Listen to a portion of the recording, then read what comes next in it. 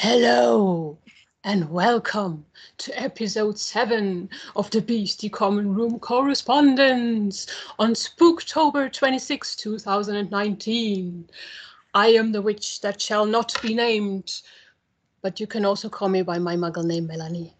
And there are two other little creatures here. Who are you? I'm Sophie. I'm just normal Sophie.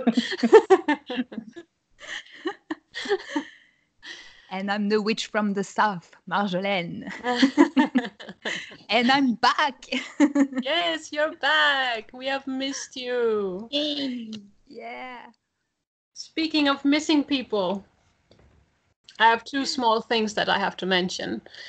First of all, Jennifer is not here. And someone was so cute in the doc and wrote Jennifer's ghost is there because we have some of her notes in our doc. So, ta-da! Oh, that looks just like her. And because Juliana isn't here either, but a couple of days ago she has been sending us a picture of herself being dressed as a Hufflepuff. I am now also for you dressing up, and special edition because she was having her evil moment too. Yeah. That's the one I can recognize everywhere. So you two are here with us either way, so Yay. So, and right before we had our recording, Sophie still had a little encounter that she wanted to tell us about. That happened. It was so cute. I was listening to the episode. I was walking through town and listening to the episode just a few hours before we recorded. And as you can hear in the episode later, they were talking about the Salem witch trials. And somebody mentioned that the real witches of the Salem witch trial, could have easily escaped their prosecution. And in that moment, they said that 10 little witches came walking out our castle, and I was like, yep, there they are. That was super cute. Were they like fully dressed up? Yeah. With makeup and all, they really looked cute. Aww. I mean, I'm not the person who says that witches have to be green or purple, but you know, I'm a Harry Potter fan. For me, they wear Hogwarts robes. Of course. But they looked really cute. So they were out hunting for candy? No, I think there was something in our library which is placed in the castle. So I think they did something for Halloween, but they weren't hunting for. They weren't trick or treating. I hope not, because it's not Halloween. Not yet, but it's the weekend now, so I'm assuming that if there are Halloween parties, they are going to happen this weekend. Yeah, but I'm also not for trick or treating in Germany, but that's a whole another story. But the 1st of November, isn't it?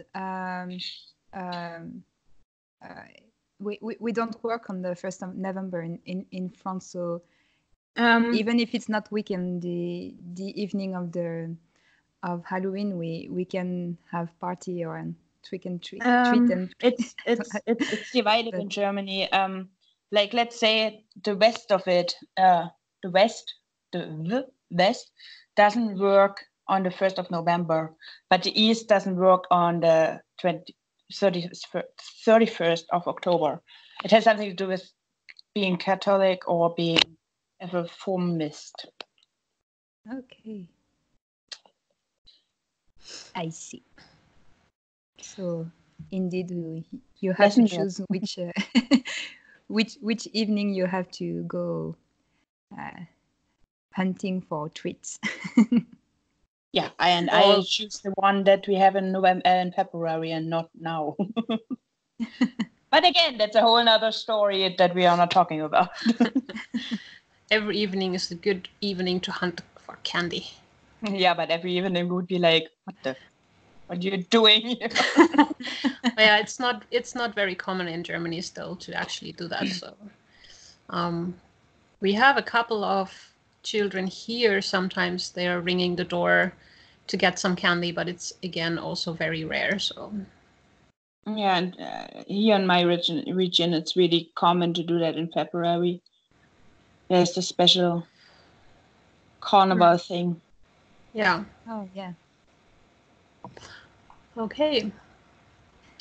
Shall we start with our discussion that Marjolaine has put together? I give over to you for that. Yeah, because of course we are discussing episode 7 of SpeakBeasty, and in this episode they had a bit of news because they had the first 2 Pottermore texts from J.K. Rowling about wizarding history in North America, and luckily we can, even if Pottermore is now dead and buried, we still have this text in the new website wizardingworld.com, and actually it's pretty easy to find them now in comparison with the old Pottermore. It's really easy. They did a whole section with all the writing from J.K. Rowling, and so it's easier to find what you are looking for when you are looking to a specific text. So there is 4 texts in total about history in North America, but they only had the first 2. It was 14th century and 17th century, and the 17th century and beyond. In this episode that we are talking about. Yeah, in this episode. Yeah. So we are... Yeah, because they hadn't released the other texts yet. Texts yet. So in this... so now we will only talk about these 2, and we will actually talk more in depth about the issue of Native American representation, because we chose that as our main topic. But before, I wanted to know if you remember the moment when this first piece from J.K. Rowling in Pottermore came out, and was it interesting for you or not at all? I was sort of avoiding them a little bit because I was afraid there would be spoilers in it, and I think Jennifer made a similar note in the doc that at the time I also didn't watch the trailers or anything that were coming quite soon, and I read them later on. Yes, I waited until the movie was out, and then I was reading it. But I have already heard before I actually read them myself that some people were quite offended by them, and we are going to discuss that later, of course. But yeah, that's all I got for that. I do not remember because, well, not in that time, because I didn't read them when they came out. I read them after I saw the film, which was, as I mentioned before, only in 2017. So I don't remember. Yeah. So I remember because I was, since the beginning of Pottermore, every time J.K. Rowling came out with a new text, I was really into it and really eager to read any information. So was I, but really, I was really afraid there would be spoilers, which didn't really have any. But no, sorry. And no, but and since they announced that it was about history and it's kind of my thing too, and was really interesting. And when I read the first 2, I was quite okay. It's really small and really not so interesting. I was more interested in the second part of the second text, where they talked about the Salem witch trials, but it was still not so fleshed out, and the part about the Native Americans was just like throwaway lines, and we can feel that, but we will talk about that in the main topic, but we can feel that it was, I can feel that these two texts are not that connected to the movie as the next ones that was more about the background of the politics that we are facing in the 20s during the movies. But this first two was very, we can see that there is no spoiler in it because it's really not connected to the movie. And I think we could at the time understand that because it was really, we can't see the passion of research behind that we can expect from Rowling in when she shared some background about history or about anecdotes of her world. Do you kind of feel like she felt like she had to write something about it, and so she did something just rushed and quickly so there would be something?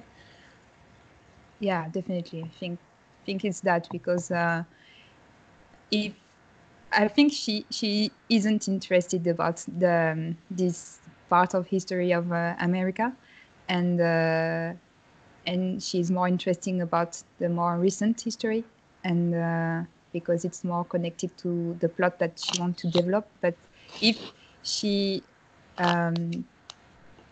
say that she will talk about America history, and she didn't even mention the past history before colonization, that would be a bigger problem. So yeah.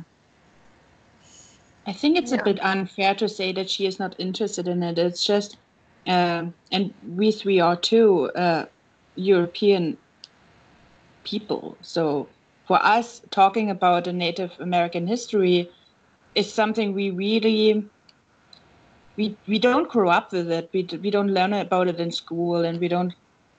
All we see is just what we see in the movies, and this kind of like, I don't know, cliched and gives them a certain picture we have of Native Americans, which is probably not necessarily true. So I don't think she is not interested in the story. It's just more that she doesn't even know where to start to begin the story of Native Americans. Yeah, I think it's an interesting story, and I think and it's fascinating. Actually, I'm personally really interested in this subject, but I think it's more. I'm saying she's not interested in connection with the story that she wants to tell, and that's in this point of view that I'm saying that she's not interested. I think as a person she is interested of Native Americans, like everyone should be, but in a more personal storytelling point of view, I think she didn't maybe had a Native American character in mind, so she didn't. And actually, there is no Native American characters in the movies for now, so she didn't feel the need to do more research. Yeah, but I think she did fine. I mean, there's really, I think Michael said she was on a thin line and she didn't cross over. So I think it was fine to be mentioned, but at the same time, she couldn't have if she had started to go into it deeper, the more deep she would have been going, you know. She couldn't just say, okay, I talk about this, but then I don't talk about that.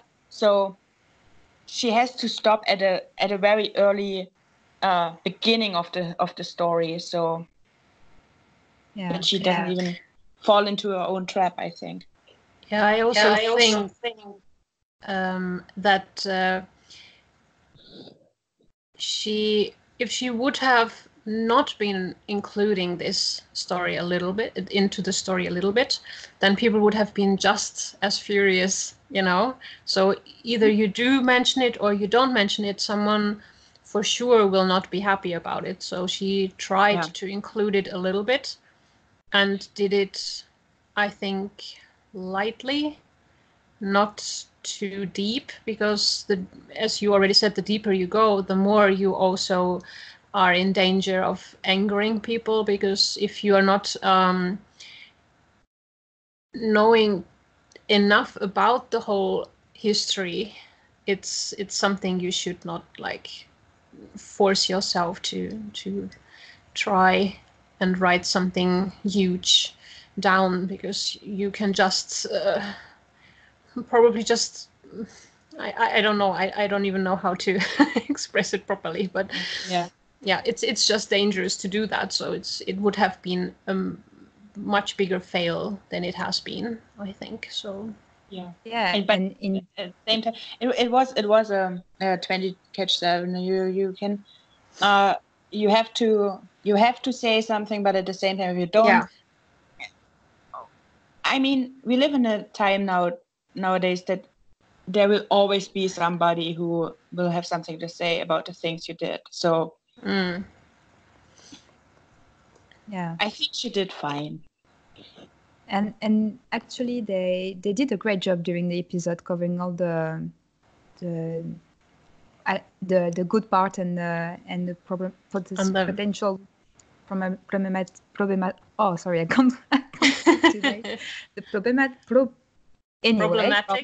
Yes, the issues. And it's the same word in French, so I don't know how I can say it. Okay, you messed that up. Yeah, and because the only detail that she chose to speak about is the skinwalkers, and it's these parts that make the people more angry about cultural appropriation. So it's the perfect example that the line is really very thin between what you can do with your own culture and what you can do with other culture without consulting them. Because when you're talking about this kind of culture, you really, really need to consult everyone connected to the subject, because you are carrying a very old and very tough history of appropriation and acculturation, and you can't ignore that. You can ignore that with your own culture because you are born in it, and that's what she do in the Potter the Potter books, because she's talking about British and European history, mythology, folklore, and she can do whatever she wants with that, because it is her own heritage and our heritage. But with someone else that has been persecuted and acculturated, you can do the same. So yeah, I think people are just also always expecting such a perfection from her and her writing that I'm almost sure that she sort of expected a backlash for this article also, because there was no other way out. I mean, there was seriously, whatever she would have done, there would have been somebody being like, you did wrong. So she knew there was coming something her way.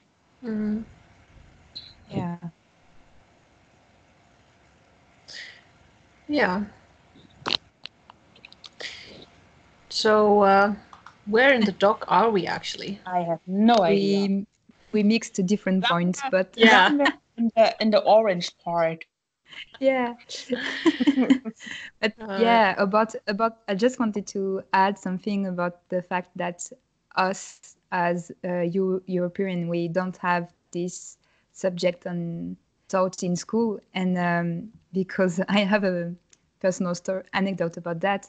In high school, we had a presentation and a dissertation about a subject of our choice to make, and it was a big thing because we have all year to work on it. So it was supposed to be a work of several months, and everyone followed the teachers that wanted us to work on Vienna and Austria because we had a school trip planned there, and I was the only one to decide to not do that, and I choose to work on Native American representation in US Western movies. So that's my only research background about Native American, but it was really fun to work on it, and about representation of Native American in cinema and in Western movies. So yeah, you little Ravenclaw. Yeah. I was already an anthropologist without knowing it. So yeah. I was watching. I did a Back to the Future marathon yesterday, and in the third part, he runs into some Native Americans, and I was like, oh, that's such a cliche presentation of them. You know, they were sitting on their horses, going like ah, and I was like, oh, that's really not what I think they are. But that's all we got. Is what I was trying to say to you a few minutes ago. That we don't know any much more about them, except when you are like Marsha Lane and go deeper into it. Yeah, I think that it's really. Yeah, I think I cannot remember if we have actually learned anything about it in school ourselves. I feel like we might have touched on it very shortly, maybe, but it's been so long since I'm out of school that I really do not remember. And it's just months, right? Huh? All those 10 months, right? If only. But all I know is from movies or here and there you read something and maybe through some discussions with other people, or but it's not as much as I would know about our own stories here in Europe. So I do remember in the eighth grade we were talking about the US in history class for the whole year, in geography for the whole year, and in English for the whole year. So we did a lot about US. Like for instance, we had to do reports. We had to choose a state and do a report about it, and we learned about the Civil War and the colonization and even the Salem witch trials. But really, and I do remember learning that the Native Americans came 40,000 years ago to America from Siberia, and that's about it. That's all we really touched on about them. We didn't talk about every single tribe or something. Yeah, I guess the most common thing that we knew it was Pocahontas via Disney. So that's I hadn't seen the film when I was a kid. No, it was one of my favorites as a kid. So I had The Lion King and nothing else ever mattered after that. Lion King too, but yeah. For me, it was all Care Bears and Ariel. So Care Bears. I'm so much older than you two. Well, Ariel, I watched because my brother was in love with her. I shouldn't have said that. Now we know the secrets. But Eddie was in love with Nala. I mean, that's much more weird. Yeah. True.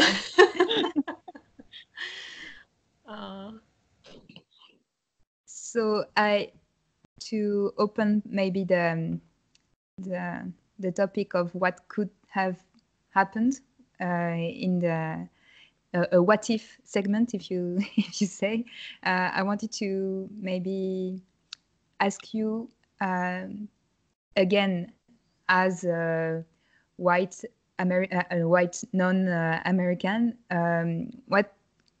how can we imagine the Native American to be included in the saga, or what kind of characters or what kind of story we can imagine with to include correctly. Obviously not correctly because we don't have all the context, but what can we imagine?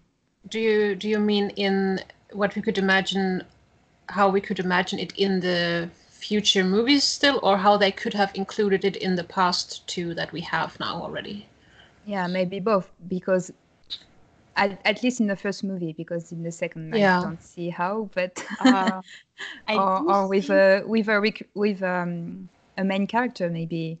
I don't know, but well, that's tough. I mean, if you represent a Native American in like New York, you can't expect him to be the person he would be in his tribe. So would it be appropriate to have a Native American just running around in Makusa? Or would it be like whitewashing him? Or, and that's because we don't get out of New York, would have been interesting to see New traveling to the whole of the US and maybe meet some of the tribes. So it's really... I feel like J.K. Rowling now. I'm not going deeper into it. Take it away. I wonder if you could make maybe a connection to sort of magical beasts that come from their own history. That Newt would try to study them or helps out searching for a specific one for whatever reason. And we are going back to the continent of America. So there could be some Brazilian Native Americans. I don't know what you call them. See, oh God. Oh, what do you call them? They're still Native Americans, right? It's America. The whole thing is America. Yeah, it's difficult. Yeah, because I think the main issue with that in the first two movies is that the both of them are really only in cities. We don't, and it's quite strange when you think about it, because when we are, I think everyone, when we first heard that we will have the adventure of a magizoologist, we were expecting to see him in the wild and not just having adventure in cities. So that's maybe what we are missing, to include something not so Western center, because something very different. Maybe the Thunderbird could be the connection in the first movie, because there is a lot of myth around Thunderbird in different tribes of Native Americans. So you could have given the Thunderbird a Native American name to start with. Yeah. So you're saying Frank is not Native American? I think exactly that. because to be frank, yeah. But I agree. It would be nice to not be again in a big city and rushing after beasts. I mean, I want to see more beasts. I would like to see more bigger, wilder creatures, that would be something that we have never seen or heard before. Yeah. That would be and cool. They have a big opportunity with Brazil in the next movie, because if we are going to Brazil only to be in Rio, it will be a bit disappointing, I think. Yeah. But you girls know that I was watching interviews again, because I like to suffer, and the way Eddie and Catherine learned that they were going to Rio is such a cute story. They got out of the plane, and that was the day when J.K. Rowling had tweeted about Rio, and then Eddie was like, "Oh, we are going to Rio, to Rio." And so I think we are only going to stay in Rio. I really hope we are going into the forests, but I don't think so. I think I'm not getting my expectations up too high. I've learned this with Crimes of Grindelwald, to not expect anything.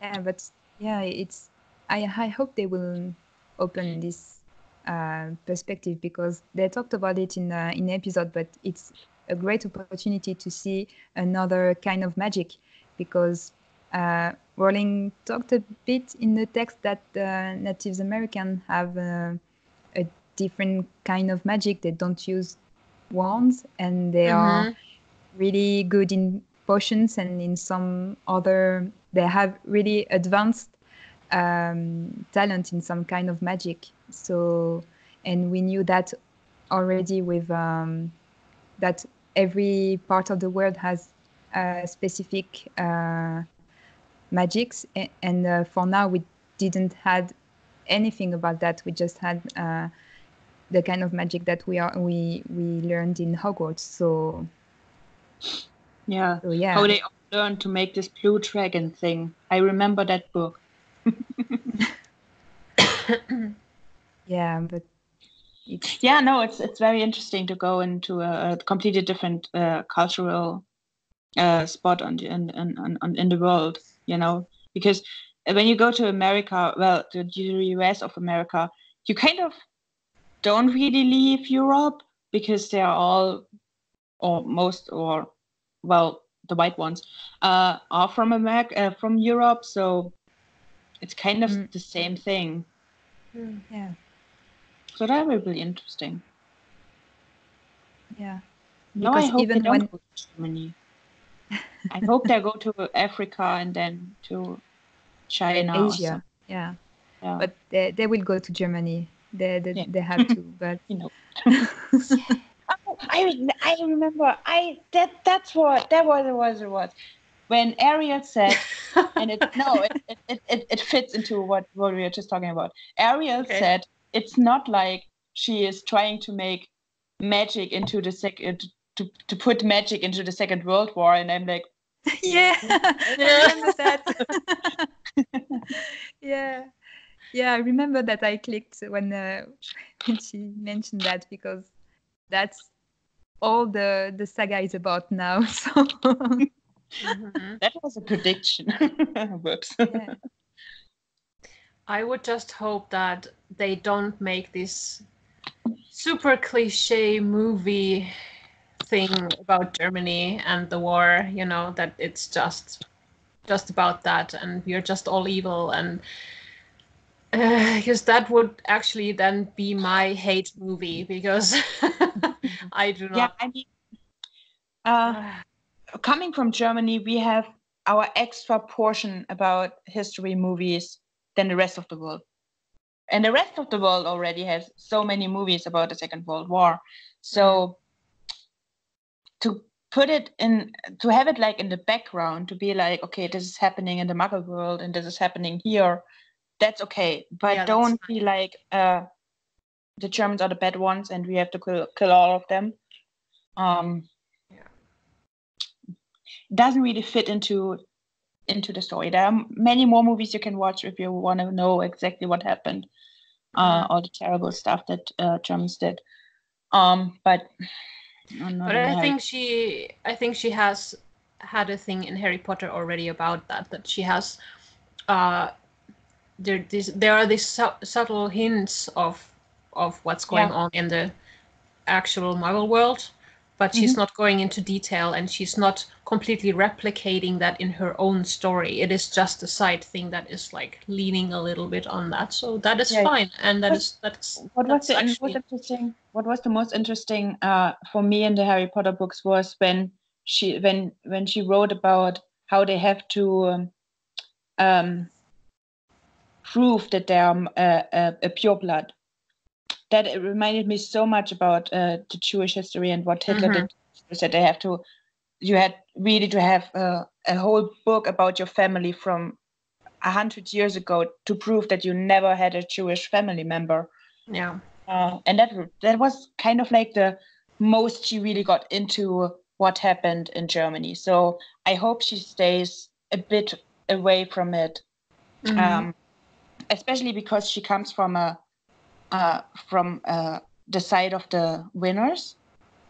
So she has a very different approach to it than when I watch a German history movie about this time.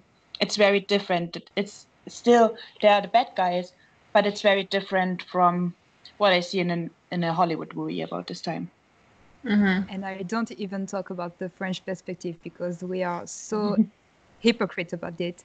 So because for a long time they try to present ourselves as in the camp of the victors, but actually there is a bunch of French who were in a collaboration with the Nazis. So yeah, it's a dark time that was really covered for a long time in France. So and it's still not over. So yeah, that's we are really hypocrites about it in France. So yeah, but it's I think that in Crimes of Grindelwald she choose to open something new that I was expecting from Grindelwald. That Grindelwald is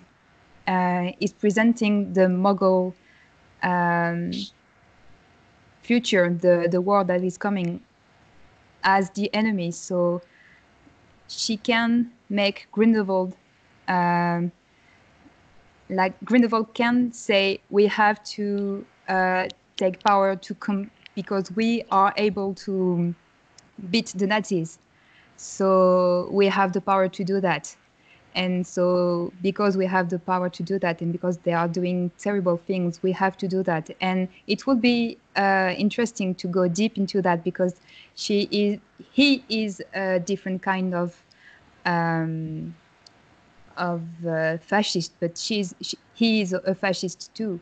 But it could be interesting to take the Mughal history and the Mughal background as part of the story, but don't associate Grindelwald with the Nazis. Grindelwald can combat the Nazis and still be the bad guy. So it would be really interesting to take this side, but it would be weird. It would be weird if Grindelwald was like we are taking Hitler's place or something. Like, you know, he would cooperate with Hitler. I remember somebody said this in an episode later. They were like, maybe they join together Hitler and Grindelwald to destroy the world. And I'm like, no, that's not what Grindelwald wants. One thing is that he has something in common with Hitler already, that he knows his way around words. Yes. He is giving good speeches and he makes people feel like, yes, you have a good point. And how many people have now been saying, hey, Grindelwald actually sounds like he has a good point. Yeah, where have we heard this before? Yeah. So that is something they have definitely, something that they have definitely in common.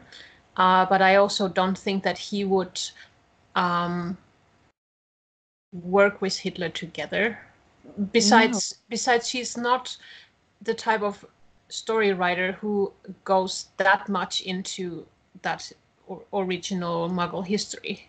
So she's not like, she's just, again, like in Harry Potter, she's just leaning on this a little bit, but it's not directly connected with each other. So it would take you out of the whole magical wizarding world, I think.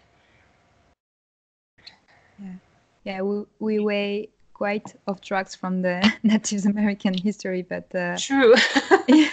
We know our European history better than Native American history. No, but I was going to say that speak about us as free European and two German and a French. So, yeah. But we can go back to the original topic. So, if you want to direct us back to your points. Actually, I don't know if we need to go deeper in some topics, because of course I can talk about cultural appropriation but that's, I think we already touched what we need to have in mind. But just to say to everyone that it's a really interesting topic, that we can find a lot of interesting articles online about it, and but also it's I think it's a big topic in pop culture today.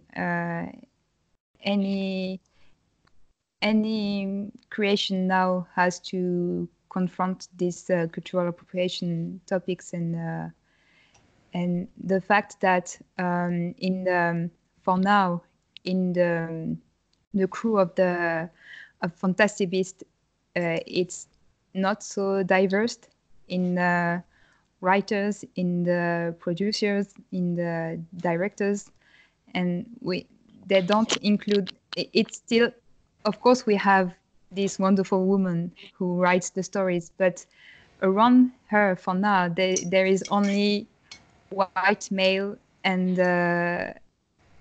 so I think it's we can feel that in some choices that they make, and I think in SpeakBeasty they talked a lot about that in different episodes, and not only about Native Americans, but about different kind of representation, and yeah, it's something that we can still talk about in future episode, I guess. Yeah, it's definitely coming up still at some point again. So, and then we might have some other people on that are not from Europe also, that have maybe still some other points. Even when it comes to race, we are really not the people who should talk about this, because A, we are all white, and B, racial, I mean, obviously racial issues are here as well. But when it comes to representation, I always feel like it's harder for us to represent other skin colors or other cultural influences, because we are not, because Europe is so old that I don't even know. It's just for me, it's something that America has a bigger palette to choose from, what they want to include. You know what I mean?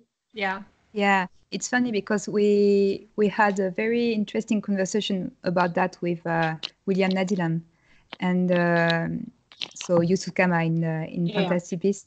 It was not the part that was recorded for SpeakBeasty. It was the part recorded for La Gazette du Sorcier, so in French. So I couldn't share that.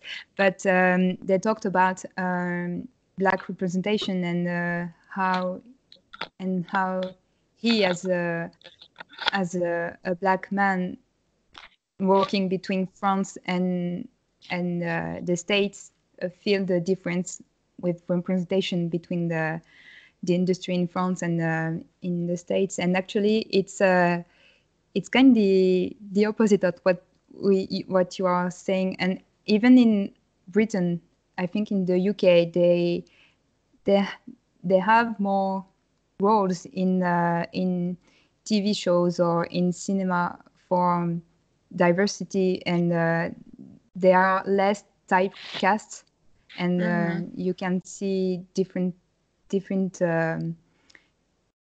more diverse cast in TV shows and in cinema, and I think in US too, and in France we are quite it's quite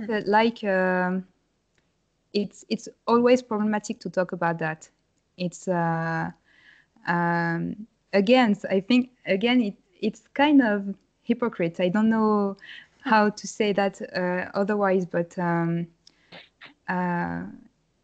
yeah, it's yeah, I don't have more to to develop, but when you it kind of you can't talk about race in France. It's kind of it's open all debate, and and like we are all French, and that's not all that matters. And our skin color is not an issue, but it is. But we can't talk about it. So yeah, and in the cinema and in TV shows, it you can see that it's not as diverse as overseas. So yeah, I think in Germany it is still, even though it's been so many years now, it's still a little bit difficult for us to talk about these things too. When it comes to different races, we have to. I feel like we still have to be careful with what we are saying and how we are wording it, because people very quickly point the finger at us and call us a racist just because of the history. And of course, we should never forget the history and never repeat this either, of course. But I'm sometimes getting a little bit frustrated with people that they are still, for example, I am a German that lives in Finland. I am not in my own country. But as soon as people hear that you are German, one of the first things, or not every time, but often enough, you get jokes about Hitler and these kinds of comments, and it's still so present in people's mind. It's difficult for us sometimes to speak. Yeah, we are not even allowed to say the German word for race. I do remember in biology when we learned about genetics, we were not allowed to say the word race. One thing also that I have noticed very much is, for example, here in Finland, we have a lot of days where they are celebrating, of course, holidays, but also days of poetry and writers, and they all have like a special day. And for those days, they are hanging out their Finnish flags. So, for example, on our building also, it's very common that in every street you have several of these poles where you have the Finnish flag then hanging all day. I know. And yeah, and in Germany, we actually still have the feeling that if you are, unless it's football, if you're hanging up your flag, people will point at you. It's kind of stupid. Maybe it's also still in our. Maybe it's still also our fault a little bit still, that we are still feeling a bit iffy about it, even though we really shouldn't be. But yeah, I don't know if you have to. You don't live here. You don't live in Germany anymore. But I do live in the most right part of Germany. Sadly, it's really tough to live here. But the new Nazis, the new right wing, really uses terms that should not be used by them. Like they go around and show off the flag, and they call themselves patriots, and they call themselves Germans. It's like the moment you say you're German, in German, I can say it in English, it's not so bad, but when I say, ich bin Deutscher, I feel so bad about it. It sounds horrible. And around my ears it does, because they use it wrongly, and it's like Trump saying I'm a patriot. You know what I mean? It's just, you don't want to associate yourself with them. Yeah, I think it's getting slowly better. No, it's worse and worse. Trust me, it's worse. It's okay. I don't know about. Again, it's really difficult to say the right things about it, but at least here I am always received in a positive way. So no one is like, they are making jokes about it, but they don't mean any harm with it. So I've never encountered anyone who has been like screaming at me and threw some hate at me or something. But it's still it still does make you feel a bit uncomfortable, though. So because you are associated with it, even though you are already in a generation where you weren't even alive at the time. So, I mean, even my parents weren't alive, you know. Hardly my grandparents. I had two who were born in the middle of, 3 who were born in the middle of Hitler's regime. So they couldn't do anything about it. They were just there. They were little kids, or even just would be born. So it's kind of weird. But at the same time, we should never forget. And he said we should remember it. Okay. Should we maybe move on to something more lighthearted and happy? Yeah. This is a light episode. Well, I suggest we are moving on to our today very short segment of Tea and Strudel with Dougal, which is our prediction corner. And this episode was so full of good discussion, but almost zero predictions. So we will get through it very quickly. But first of all, I want to see what you have for snacks, as usual.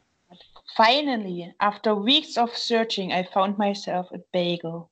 Yeah. Because the episode was called Porpentina Ate A Bagel. And obviously that's me being like, I'm Porpentina. Then eat your bagel. Yeah, with fresh cheese and love. So yummy, yummy, yummy. And I have some spooky treats. I have some cakes with ghosts. You're so cute. And little pumpkins. Aww. You're so cute. I just have a regular hazelnut chocolate that my friend left here last weekend, and I am finishing it off now. All right. We have a couple of points here from Ariel. And it is all centered still about our original topic here. She said that she's hoping that the Native Americans won't be dismissed entirely in the film series or in Rowling's expansion of the books, talking about the new editions of Fantastic Beasts, where we got a couple of new beasts that we haven't seen before. And Shannon just repeats the same thing at some point later in the Time Turner as well. Yeah.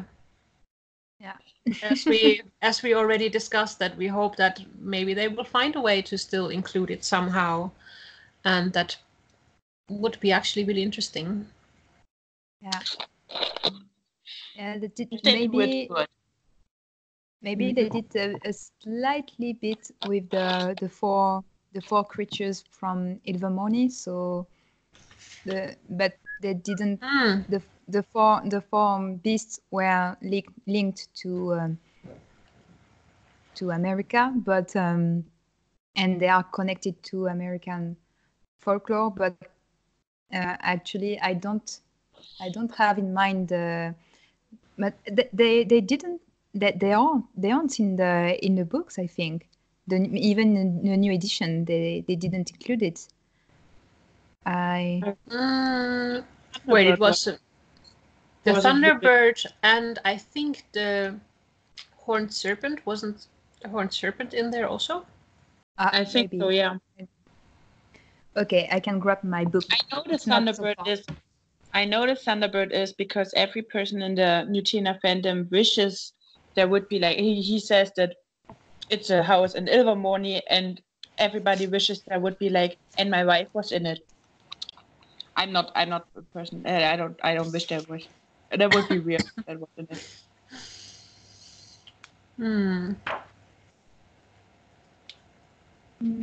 But yeah, I think those two were in there. Yeah, that would make sense because it was said that he was allowed to include the American ones. Okay, so the Thunderbird is in there. Mm-hmm. The Wampus is too. Oh, I think they put all 3 except the Pugwaji. Dun, dun, dun. What did the Pugwaji did to him?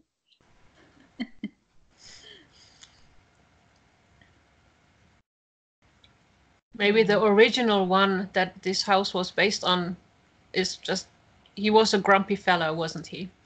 So wasn't his name William? I thought he was a nice one. So. Yeah, I think so too. Yeah, but at the same time, he was, I think, pretty grumpy also. But there was something about it. I would have to read it again, but. Yeah, but he was a friend of Isolde. Isolde, yeah. Mm-hmm. Look at this wampus. It looks pretty. It's a big cat, actually. Yeah. And actually, so... in the book, so there is some background about Native America. There is. So they talk about Cherokee, and so only the Cherokee warriors were able to go hunt the wampus cat to have their hair. It's weird. Okay. Oh, really? So they use the hair of the wampus to make wands, but it's after the European came, because before that they didn't had wands. So first the European wanted to have the hair of the wampus to make the wand, but only the Cherokee warriors were authorized to hunt the wampus. And so there is a whole story about that. So actually, she did some research to to include something more in the book. Okay. Well, I'm sure there's at some point an episode where we're gonna talk a little bit more in detail about those as well. So let's save it for that. But yeah. Okay. So Ariel had another thought here, and she's wondering if the Native American community would be allowed to attend Ilvermorny at the time in the 1920s, which Michael notes that when asked about possible racial issues amongst wizards, Rowling answered to that, "No, that's not a problem in the wizarding world, not in Europe or America." Okay. So, yes, the racial issue is not there, but there are very different approaches towards magic. So maybe there's the problem, and maybe that's why they might be able to go to Ilvermorny. Maybe they don't want to go to Ilvermorny. They did go to Ilvermorny. Yeah, I'm trying to. I'm on the Ilvermorny text. I'm trying to find the quote, but yeah. I kind of thought that since, at least as much as I know about it, they have how can I say, their own culture and stories that they have. They are not so open about sharing it, so there's not that much that they're telling about it. And I felt like, since they try to like keep these things to themselves a bit, that they might have maybe not a huge school for those magical kids, but that they would still have something where they would teach their own kids and include their own history with that as well, and their own magic, so that they would not necessarily go to Ilvermorny, but that they would have their own equivalent to it. And that's maybe very cliche to think about this like this, but I mean, all I know is that Native Americans live in tents, and then they have tent on tent on tent on tent on tent. They live in this camping sites. I don't know what to say. I don't know how to. Isn't it called a reservation? Yeah, but before that, a reservation. Oh, before. Oh, yes. Yeah. Okay. Yeah. I mean, let's say it's a village of tents. Yeah. Okay. And I would say that the oldest, and I do think that every that what she's trying to say is that their sort of magic is given from family member to family member, from ancestor to ancestor. And so I would say they don't have to attend Ilvermorny because they will learn just from their family members. Yeah, Because that's what I mean, that they keep like it close to themselves, and that they're just teaching each generation themselves about their own magic and their own history, and they have their own, they might have their own brand of magic, if you want to call it that, and they don't want to share these secrets, let's call them secrets, with other non-Native American. So yeah, that's what I think. I don't think that we would see a Native. That's what I meant when I said that if we see a Native American in MACUSA, that's not a Native American that I would like to see, because it's whitewashed. It's kind of like, okay, you have this person here with their own cultural history, but they are living in our world now.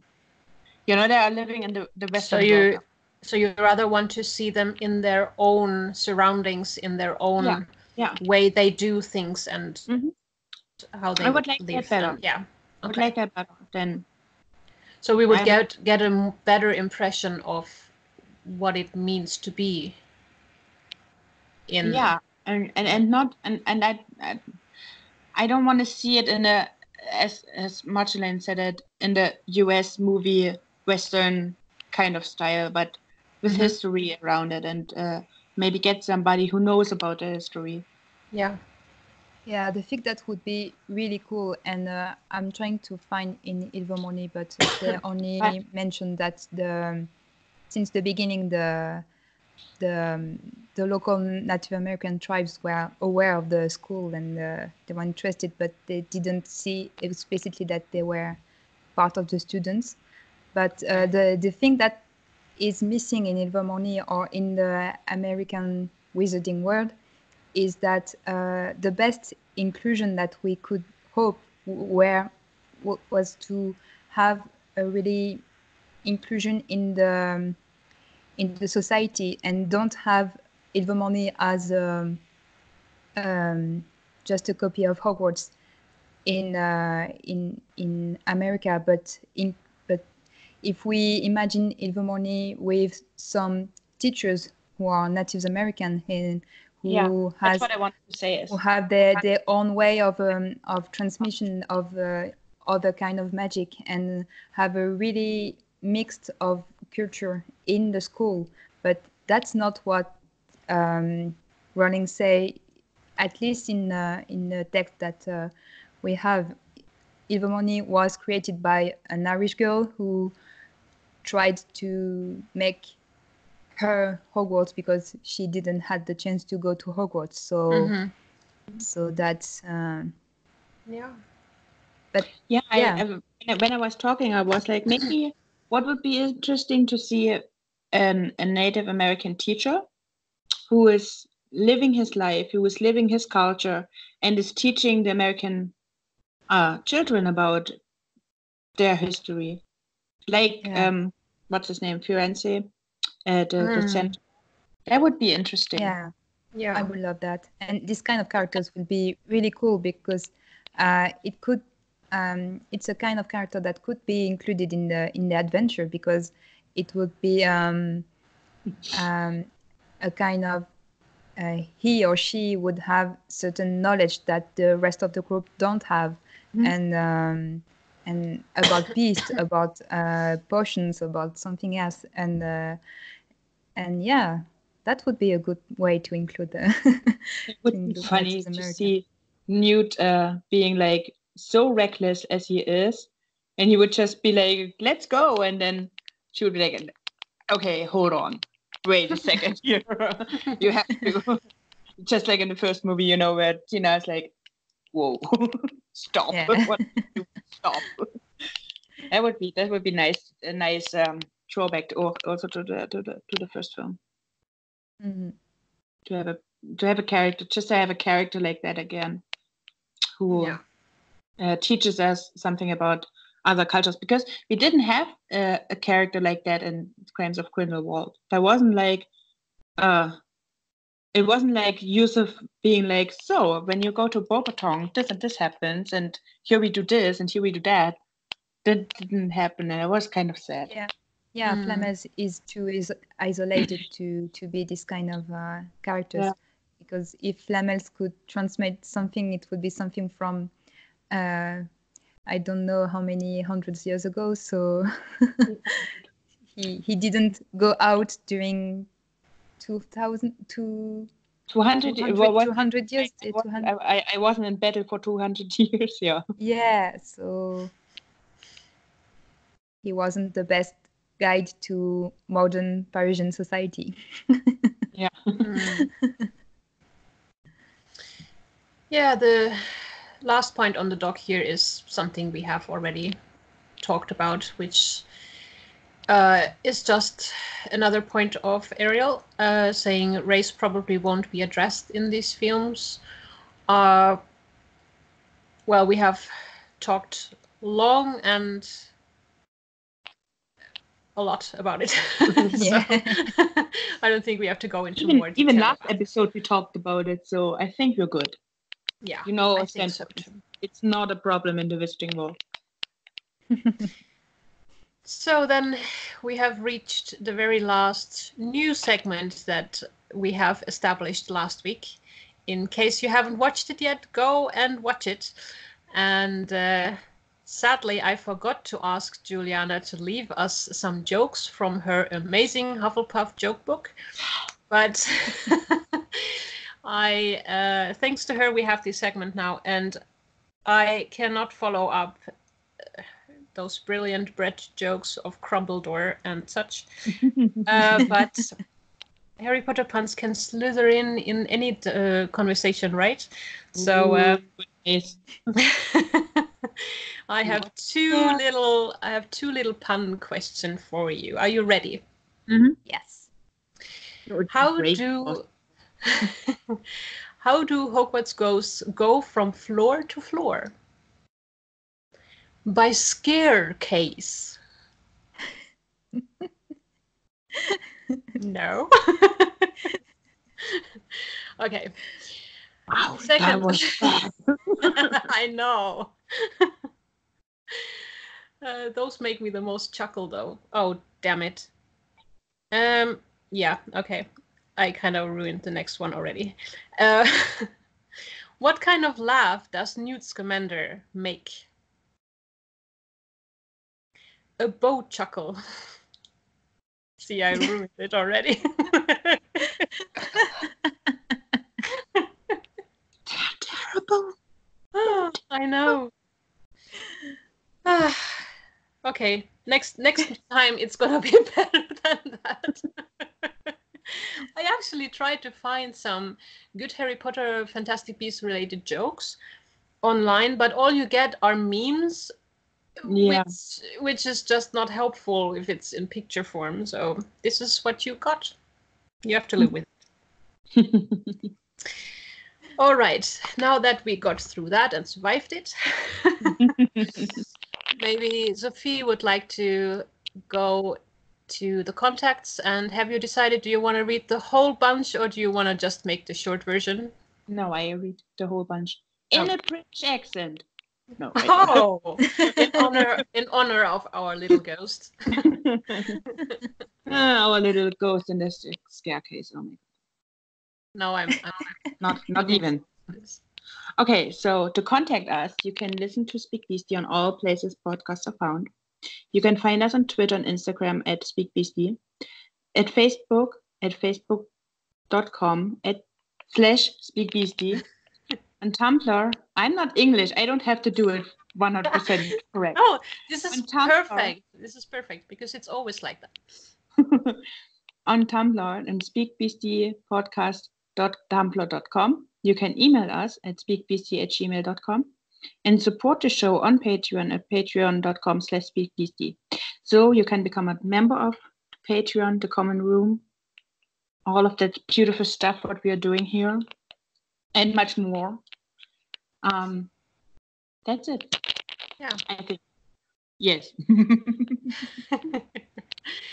Well, that concludes our episode of this week. I hope that you enjoyed it.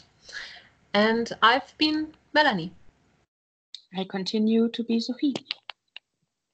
And I'm always Marjolaine. Case closed. Closed. Bye-bye.